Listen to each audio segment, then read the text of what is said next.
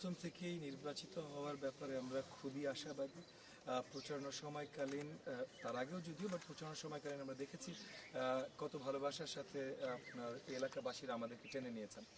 আর আজকে সকাল থেকে এখন অলমোস্ট 2 ঘন্টা মানে না সরি 2 ঘন্টা 1 ঘন্টার একটু বেশি হয়েছে ভোট গণনা, মানে ভোট চলছে।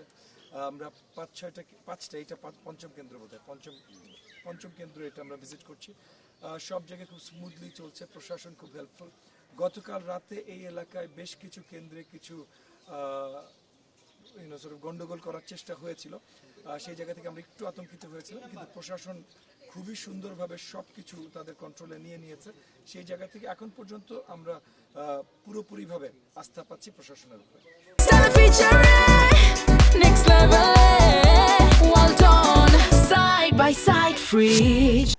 আমি এগেন গতকাল রাতে, মানে ভোর রাতে আর কি, রাত 2-3টার দিকে বেশ কিছু কেন্দ্রে কিছু গোলযোগ হওয়ার একটা প্রচেষ্টা ছিল।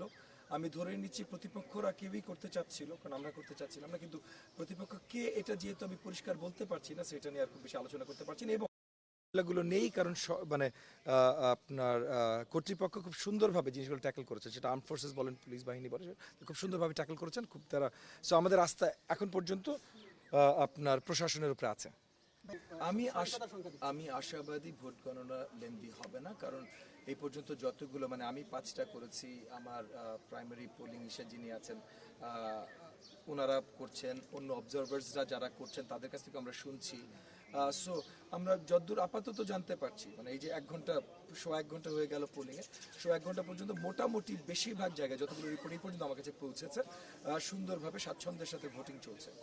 এবং গতকাল রাতের ইনসিডেন্টগুলো যেহেতু মানে একটা প্রচেষ্টা ছিল, সেগুলো যেহেতু প্রশাসন সুন্দরভাবে হ্যান্ডেল করেছে, আমি আশাবাদী অন্য কেউ যদি কিছু করতে চেষ্টাও করে সুন্দরভাবে হ্যান্ডেলড হবে। আর সেগুলোই যদি হয় তাহলে ভোট গণনাতে দেরি হবার কথা। সো ভোট গণনাতে যদি ভোট গ্রহণ শেষ করার পর ভোট গণনাতে যদি দেরি হয়, তখন আমরা আবার প্রশ্ন